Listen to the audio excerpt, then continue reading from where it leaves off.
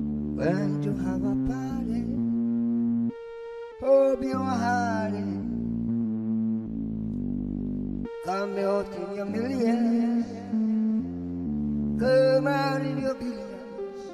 Ooh yeah, ooh yeah, ooh yeah. Ooh yeah, ooh yeah. Ooh, God save the King, I see.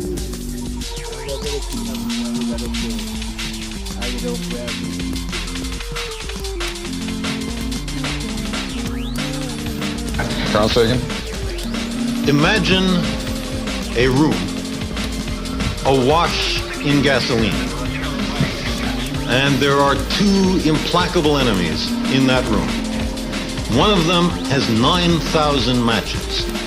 The other has 7,000 matches. Each of them is concerned about who's ahead, who's stronger. Well, that's the kind of situation we are actually in. The amount of weapons that are available to the United States and the Soviet Union are so bloated, so grossly in excess of what's needed to dissuade the other, that if it weren't so tragic, it would be laughable. What is necessary is to reduce the matches and to clean up the gasoline. In the direct consequence of a nuclear war. So it now appears that that nuclear war certainly will destroy the nations involved in the nuclear war. Almost certainly will destroy the global civilization, and might just possibly destroy the human species. So it's another calibration of how serious the stakes are these days, how high the stakes are, because of our technology. Nuclear war has put us in a position to do utter devastation to our species, putting greenhouse gases in the atmosphere, promises, if that's the right word, a global catastrophe, not just destruction of farmland, flooding, some places drought, other places rise in sea level, inundation of coastal cities all over the planet. That's serious stuff. The depletion of the ozone layer from these chlorofluorocarbon compounds lets more ultraviolet light from the sun down to the surface of the earth.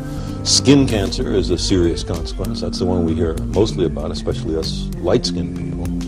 Dark-skinned people are much better protected against it. But the more serious aspect of it is that the ultraviolet light attacks the little one-celled plants that are at the base of the food chain. You know, those are the guys that the next guys eat, the next guys. And way up at the top of that ecological pyramid, there's us. And we're ultimately eating the one-celled plants that have been processed through lots of intermediate plants and animals.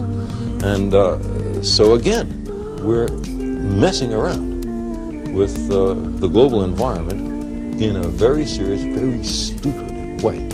And we just have to get our technology in hand. It's not enough to say that corporations can do whatever they want as long as they make a profit. Not if they're putting at risk people all over the world. They can't.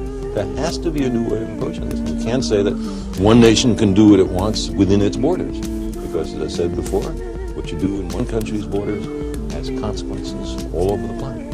And we can change these issues too, because our lives depend on it. We're smart enough, we're dedicated enough to do it, but not by sitting on our duffs. We have to really work. Take action. Okay, well, Carl, we're out of time. It was a real pleasure to have you here.